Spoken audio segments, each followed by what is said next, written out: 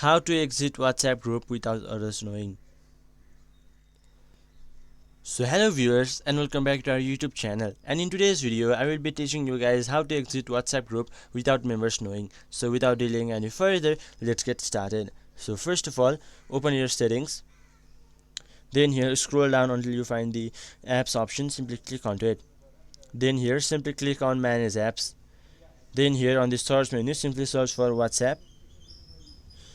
Then here you can see an option named notifications, simply click onto it. Then here you can see an option named group notifications, simply click onto it. Now here you can see many options, but on the top you can see option named show notifications. Toggle this off.